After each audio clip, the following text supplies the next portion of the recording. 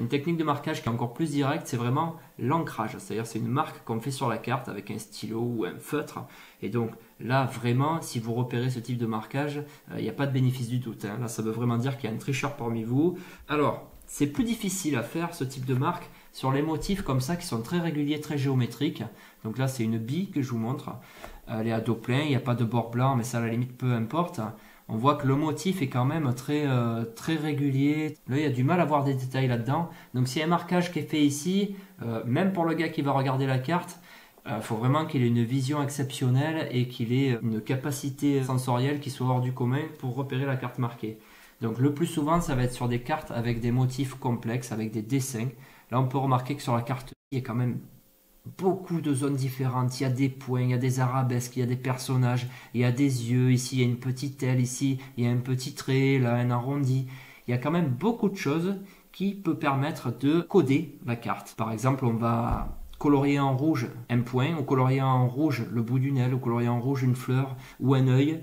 Tout ça, c'est quelque chose qu'on va pouvoir repérer si on regarde la carte un petit peu, qu'on va pouvoir repérer en tout cas beaucoup plus nettement que sur les cartes à motifs géométriques et répétitifs. Un petit exemple de ce type de marquage, je vais prendre une carte, voilà, j'ai choisi le joker, et je vais tout simplement colorier des petits points. J'utilise une loupe parce que faut être précis.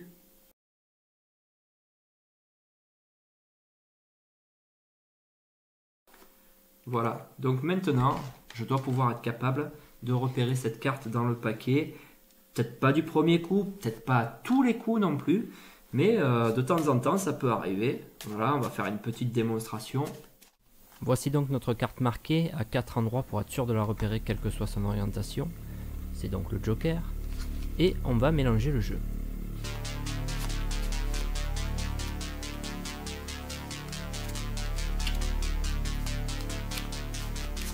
Jusqu'à ce qu'on finisse par la repérer sur le sommet du paquet.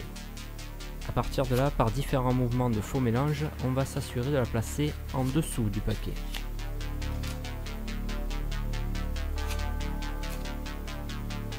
Voilà, on vérifie, la carte est bien en dessous du paquet. Où l'on pourra ensuite la distribuer le moment venu. Par une simple donne par en dessous. Voilà, donc là je n'ai marqué qu'une seule carte. Mais on peut très bien imaginer que les cartes, selon le petit trait que je vais colorier, selon après si ça va être associé à telle ou telle autre marque au niveau de la carte, je peux coder tout le paquet. Voilà. Et après, tout simplement, si la carte est devant moi ou si elle est pas loin de moi, en regardant un peu les cartes comme ça, ben je peux avoir un indice, je peux au moins trouver de quel signe elle est, éventuellement, si c'est codé à un certain endroit. Je peux après trouver le rang, je peux chercher ce qui m'intéresse dessus, si je peux le regarder assez longtemps, et si je suis assez discret pour faire ceci. Si vous trouvez une carte marquée de ce type-là, arrêtez tout. Non seulement vous changez de paquet, mais en plus c'est clair et net qu'il y a un tricheur parmi vous. Donc il va falloir vraiment être vigilant à l'avenir et regarder un peu tout le monde, savoir qui a fourni ce paquet, tout simplement.